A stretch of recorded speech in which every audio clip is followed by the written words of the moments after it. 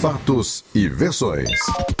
O que vai impactar a sua vida agora no Café com Política. Nosso convidado de hoje é o deputado federal e presidente do PSDB de Minas Gerais, Domingos Sávio. Muito bem-vindo, deputado. Bom dia, prazer recebê-lo. Bom dia, é um prazer estar aqui na Rádio Super. Bom dia a você, Rodrigo. Bom dia, Delma, Ana. Enfim, a toda a equipe da Rádio Super, um prazer estar aqui. Prazer é todo nosso. Ana Luísa Faria, nossa repórter aqui na Super, repórter também de política do Jornal O Tempo. Bom dia mais uma vez, bem-vinda aqui, Ana. Bom dia, Rodrigo, Delma, deputado. Bom dia. Bom, deputado, eu queria começar a entrevista com o senhor falando um pouquinho da reforma política, que é aquilo que está como pauta do dia no Congresso Nacional. Depois, obviamente, que a gente vai falar muito das questões do seu partido, o senhor que é presidente estadual do PSDB. Mas essa é uma semana muito importante lá no Congresso, na Câmara especificamente, nas comissões que estão tratando da reforma política. E a gente tem já um modelo que caminha para sair de consenso da comissão especial, que é o voto distrital misto a partir de 2022, o distritão nas eleições de 2008 e 2020 e o financiamento público de campanha. Qual o ponto de vista do senhor e do PSDB sobre esse modelo que está sendo gestado e que deve ser levado a plenário na Câmara dos Deputados? Olha, Rodrigo, primeiro é preciso que a gente compreenda que a própria população, a imprensa, todos que fazem uma análise da situação política do Brasil, eu diria que chegou a estabelecer um consenso que do jeito que está não dá para continuar. O formato, não só político, mas o modelo eleitoral brasileiro, ele vem se deteriorando. Você tem hoje quase 40 partidos, virou uma baderna. Ninguém está preso àquilo que é essencial na condição de representante, que é ter um compromisso com o eleitor, honrar esse compromisso para que haja credibilidade na política. Se você não tem uma relação de confiança entre o cidadão e aquele que representa o cidadão, você está colocando em risco a democracia. As pessoas começam a dizer assim, político é tudo igual, não vale a pena. E não é verdade. Se você abrir mão da democracia, qual a alternativa que você tem? Você tem regimes ditatoriais que vão massacrar a liberdade das pessoas e não vai melhorar em nada, pelo contrário. Então é preciso, para salvar a democracia, para melhorar a relação entre quem representa o povo e a população, melhorar a política. Para isso é preciso fazer a reforma. No caso do modelo da representação, entre o distritão e o distrital, eu prefiro o distrital. Mas não dá para a gente ir direto para o distrital. Distrital é o quê? Você dividir o estado de Minas, por exemplo, em regiões e cada região escolhe o seu representante. Isso é um avanço, no meu entendimento, porque você vai fiscalizar melhor esse representante, ele é mais identificado com aquela região ali, ele vai ser cobrado e fiscalizado pelos eleitores e sabe também quais que são as demandas da região. E por que misto? Porque metade seria representantes regionais e a outra metade seria representantes eleitos com uma visão do Estado como um todo. O problema é você chegar direto nesse modelo, né, com essa proliferação de partidos que tem aí hoje. Por isso está caminhando com muita força, mas não é consenso, esta ideia do distritão, que na prática é você, no caso de Minas Gerais, para o eleitor entender bem, o cidadão que está nos ouvindo, você elege os mais votados, que aliás é algo que o próprio cidadão vinha cobrando por muito tempo, por causa desse efeito que primeiro ocorreu lá com o Enéas, depois com o Tiririca e com tantos outros, de um indivíduo que é super popular, ele ao ser eleito leva com ele outros que não representa quase ninguém. E muitas das vezes alguém que é muito bem votado fica de fora. No caso do distritão, a gente irá eleger aqueles que são os mais votados, indiferente de partido. Então, essa tese do distritão, agora em 2018, em 2022, nós já chegarmos no distrital misto, me parece muito boa, um passo para evoluirmos, mas junto com a cláusula de barreira, para você acabar com essa coisa do partidinho de aluguel, que fica vendendo horário de televisão, que é um partido de um dono, que não tem nenhum compromisso ideológico. A cláusula de barreira é para evitar isso, em que todo dia comece a criar um partido. Não é para proibir criar partido, mas o partido criado, ele só terá direito a fundo partidário, só terá direito a ocupar cargos de liderança dentro da Câmara, isso vale para o Legislativo Municipal, Estadual e Câmara Federal, se ele alcançar um mínimo de representatividade, ou seja, se ele mostrar que ele é um partido que tem apoio do povo e teve voto. Agora, o financiamento público é a grande polêmica. Eu, particularmente, acho que é mais um equívoco. Eu estou defendendo que a gente possa enxugar o custo da campanha, reduzir ao máximo. E aí sim, se tivermos, e vamos ter inevitavelmente, gasto com a campanha, não é? Esse gasto se dê com aqueles que vão disputar recebendo apoio de pessoa física, não de empresa, e eu até admito que a Justiça Eleitoral tenha um orçamento específico para ela fazer uma divulgação mais ampla, uma divulgação bem igualitária de todos os candidatos, para o eleitor ter uma coisa oficial. Quem está disputando? Quais as características? E o eleitor escolher livremente, e não sobre essa pressão de mídia, como é hoje. Muitas das vezes ganha a eleição aquele que faz a melhor campanha do ponto de vista de mídia, e não necessariamente quem tem as melhores propostas. Essa é a orientação do PSDB para votação em relação ao financiamento de campanha? Olha, não houve uma definição consensual do partido sobre essa matéria, até porque, como nós vivemos no Brasil uma crise atrás da outra, né? E nós agora temos que decidir a reforma política até o final de setembro, no máximo os primeiros dias de outubro, a comissão especial é que debateu o tema e agora é que ele vai chegar ao plenário. Nós vamos esta semana ter uma discussão da bancada federal. A situação é polêmica dentro da bancada. Há aqueles que defendem o fundo como uma fonte de financiamento público já de imediato, e há aqueles, como eu, pensam que nós não deveríamos colocar um dinheiro público na mão de candidato ou de partido para fazer campanha. Quando muito, colocar um dinheiro público na mão da Justiça Eleitoral, para ela administrar com muita transparência uma divulgação de quais são os candidatos, para dar ao eleitor a condição de fazer uma escolha livre e que também essa eleição não fique presa a financiamento de empresas, né? Ou o poder econômico do próprio candidato. Porque se você falar assim, não, vamos acabar com financiamento de empresa, financiamento público, não vai ter nenhum financiamento. Ora, talvez aí você vai fazer a democracia restrita aos ricos, né? Aquele candidato que é muito rico, que tem muito dinheiro, ele vai fazer uma campanha milionária e, obviamente, não será uma competição justa. Isso também nós não podemos permitir. Deputado, a gente estava conversando ali há pouco, o senhor me falou que foi até o Meirelles conversar a respeito dessa situação da CEMIG, né, no governo federal. Como que está isso lá em Brasília? Olha, é bom a gente recapitular uma coisa. Primeiro, eu fui sim ao Meirelles, eu sou radicalmente contra qualquer decisão que prejudique a nossa CEMIG. A CEMIG não pode estar vinculada a um partido. A CEMIG é um patrimônio do povo mineiro e, mais do que isso, é uma das melhores empresas de produção de energia no Brasil. Tem seus problemas, tem as suas falhas. O cidadão consumidor, né, já é penalizado com um custo de energia muito alto, mas nós não podemos deixar que um patrimônio dos mineiros seja prejudicado. Por isso, indiferente de partido, assim como eu já defendia quando era governador Anastasia e que começou essa novela lá naquela época, eu continuo defendendo a CEMIG agora, indiferente de que o governo hoje seja liderado pelo PT, pelo Fernando Pimentel, porque a CEMIG não tem partido.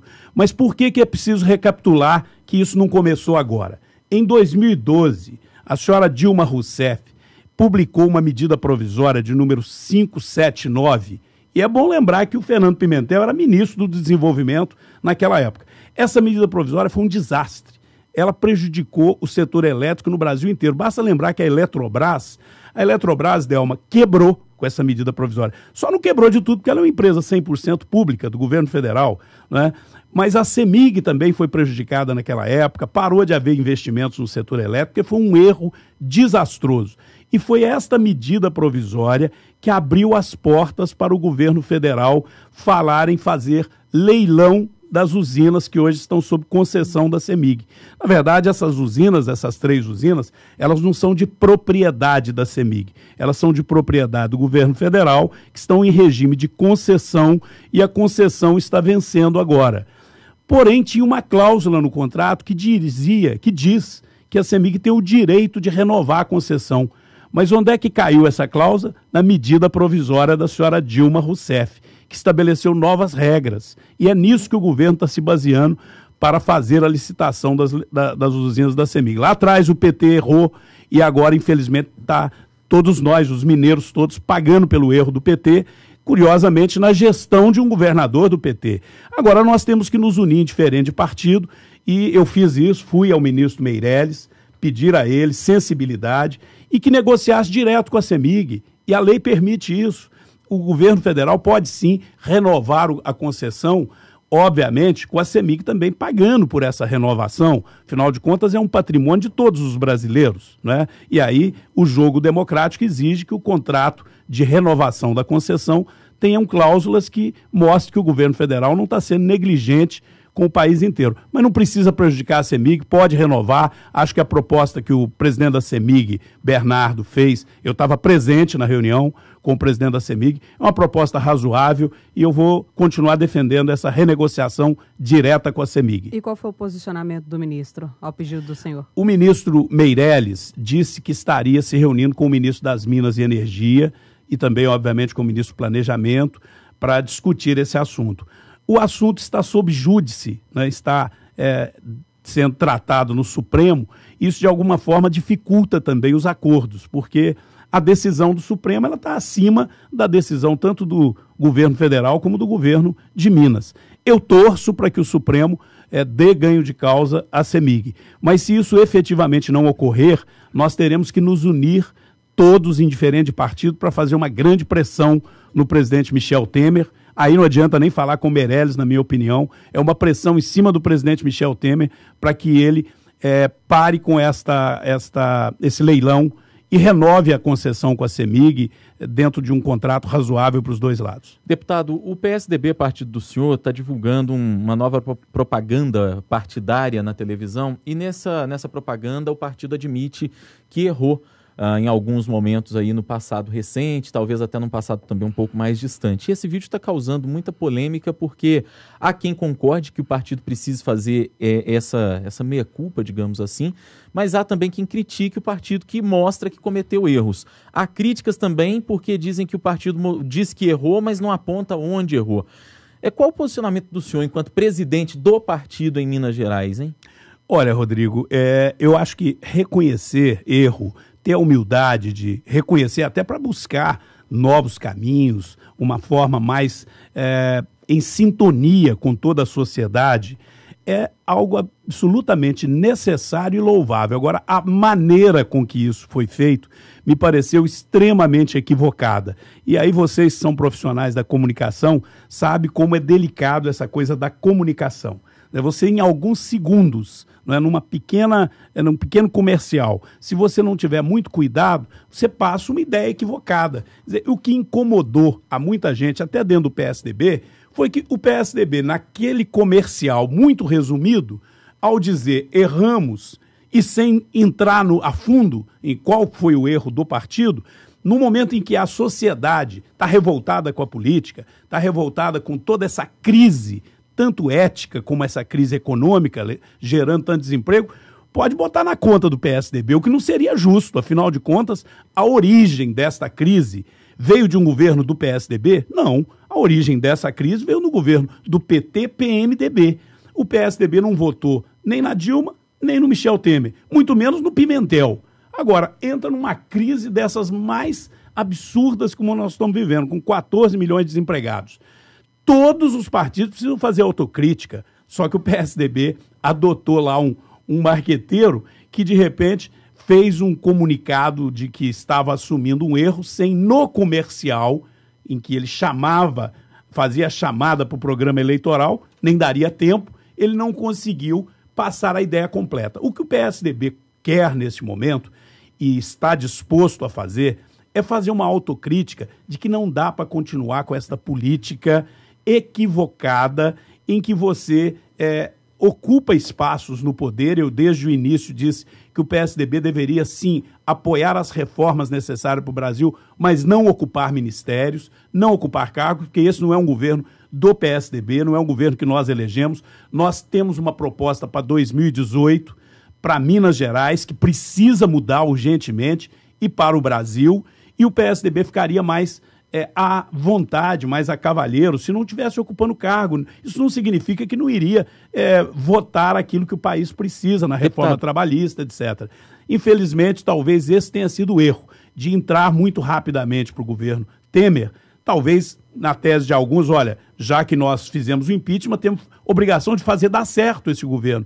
E isso é verdade, mas nem por isso precisava de ocupar cargos, na minha opinião. Até para que a gente possa trabalhar mais assuntos assim, eu vou pedir ao senhor para responder talvez um pouco mais objetivamente, de forma mais curta, porque o nosso tempo é finito aqui no rádio, infelizmente. Mas em Minas Gerais, qual meia-culpa que o PSDB faz? Onde o PSDB errou, já que é necessário reconhecer erro? Olha, eu acho que a gente errou lá atrás, quando, ao construir a candidatura da sucessão do governo Anastasia, que foi um grande governador, né? O Minas Gerais foi governado pelo PSDB e viveu um momento do maior volume de obras da história de Minas. Nós chegamos ao melhor indicador de educação do Brasil, que é um indicador extremamente importante para avaliar a qualidade de um governo. Foi o governo que mais pavimentou estradas, ligando mais de 220 cidades, colocou telefonia móvel em todas as cidades de Minas e mesmo em distritos. E, enfim, fez uma série de serviços positivos e demorou a escolher seu candidato, foi escolher uma candidatura sem uma discussão mais profunda com as suas próprias bases, entrou para a campanha titubeando e, com isso, perdeu a eleição. Cometeu o segundo erro de, ao perder a eleição, talvez não continuar acompanhando muito de perto as questões de Minas. Hoje, Minas é um desastre, a verdade é essa. O que o governo Pimentel fez? Nada, praticamente. Parou todos os programas que haviam em andamento, não pavimentou mais nenhuma estrada do Caminhos de Minas, nem distritos eles conseguiram colocar telefonia onde faltava. O governo de Minas deve às prefeituras na área da saúde e o PSDB ainda não assumiu um papel de oposição para liderar as mudanças que nós temos que fazer em Minas. Então a autocrítica que temos que fazer em Minas é o seguinte: chegou a hora do PSDB botar a cara e dizer: nós temos uma proposta para Minas Gerais, nós acreditamos que podemos unir aquele grupo que fez um bom trabalho no passado e podemos apresentar uma proposta para suceder Pimentel. Não podemos deixar esse marasmo de dizer, olha, acaba correndo o risco do Pimentel ganhar de novo, mesmo com um péssimo governo, porque não tem oposição. O PSDB tem que assumir um papel de oposição, sim. Ser oposição é algo legítimo e fazer uma oposição construtiva, se preparando para ganhar o governo de Minas. Deputado, isso quer dizer que vai ter, então, o PSDB sai com uma cabeça de chapa nas próximas eleições de 2018? Olha, eu tenho rodado toda Minas Gerais, eu hoje sou um deputado votado em toda Minas Gerais, em todas as regiões, e eu estou ouvindo as pessoas. O nosso grupo político tem hoje um número maior de prefeituras do que tínhamos antes, entre prefeitos e vice-prefeitos. O PSDB cresceu em Minas nas eleições municipais, né, embora estando fora do poder em Minas. Temos grandes cidades, como Contagem mesmo aqui, que é dirigida pelo PSDB, e várias outras metrópoles, como Governador Valadares, como Pouso Alegre, Poços de Caldas, Paracatu, Vespasiano. O PSDB está presente em toda Minas e, obviamente, está se preparando para ter candidato ao governo de Minas. Mas vai construir isso com seus aliados, porque nós respeitamos outras lideranças que também já colocaram o pé na estrada, como o colega Diniz Pinheiro, com quem eu encontrei em várias cidades agora nos últimos dias, o próprio ex-prefeito Márcio Lacerda, que é uma liderança com quem sempre tivemos um diálogo bastante republicano. Temos que ouvir lideranças das grandes cidades mineiras, como o prefeito aqui de Betim, Vitório Medioli, que teve o apoio do PSDB na eleição municipal. Então nós estamos abertos ao diálogo com os aliados, mas pretendemos ter candidato ao governo de Minas, sim, até porque o PSDB se prepara para disputar a presidência da República. Como é que um partido vai se colocar na disputa da presidência da República sem estar presente na sucessão de Minas? Deputado, e como o partido está se preparando para organizar, né, a condução? O envolvido em denúncias, né? O senador Aécio Neves acabou deixando a presidência do partido e o Tasso Gereissati assumiu. O senhor defende a permanência dele à frente do partido ou nas próximas reuniões que devem haver aí do diretório, deve haver alguma mudança? E qual seria? Olha, já está decidido que o PSDB vai fazer convenções municipais, estaduais e a convenção nacional agora ao final do ano para definir a nova direção nacional do partido. Acho que é muito positivo no Brasil que a política esteja sendo passada a limpo, que todos, indiferente da sigla partidária, sobre quem tiver qualquer acusação, sejam investigados, obviamente têm o seu direito de defesa, e aqueles que forem culpados paguem pelos seus erros. O PSDB sempre defendeu isso e vai continuar defendendo. A nossa convicção né, e o Aécio já vem demonstrando isso, né, ele retomou seu mandato no Supremo, ele acabou de ter uma decisão a seu favor de que não há envolvimento dele com relação a nenhuma das acusações que fizeram, dizendo que ele estaria envolvido em corrupção na questão de Furnas. Já houve uma decisão formal sobre isso, e ele assegura que vai provar a sua inocência. Isso cabe ao Aécio, não é? Mas nós entendemos que o Brasil está entrando numa nova era. Tudo isso é positivo. E não foi o PSDB apenas, pelo contrário. O PSDB não tem nenhum dos seus quadros nas condições que está aí o PT, com vários grandes líderes presos, e o próprio Lula já condenado, não é? O governador Pimentel está em vias de ser, em qualquer momento desse, processado e podendo, inclusive, ter que abandonar o cargo antes de concluir o mandato. Então não tem nenhum partido. PMDB, então, nem se fala, né, gente? Então, qual partido pode chegar hoje e dizer assim, não, a nossa condição é mais favorável, porque nossa situação de investigação não existe. O PSDB tem que trabalhar apoiando, e vamos trabalhar apoiando a Lava Jato, apoiando que todos que estão sendo acusados sejam investigados. Eu, como presidente estadual, fico muito à vontade nisso. Eu tenho 6 mandatos de vida pública, nenhuma investigação, e não conto isso como vantagem, não. É obrigação do representante público ter um nome limpo, ter uma ficha absolutamente limpa, para poder, nessa hora, de cabeça erguida, dizer: investiguem todos, punam os que for culpados, e vamos nós do PSDB apresentar uma proposta séria para o governo de Minas e para o Brasil. Deputado federal Domingos Sávio, presidente estadual do PSDB, muito obrigado pela entrevista, muito bem-vindo sempre aqui na Super Notícia FM.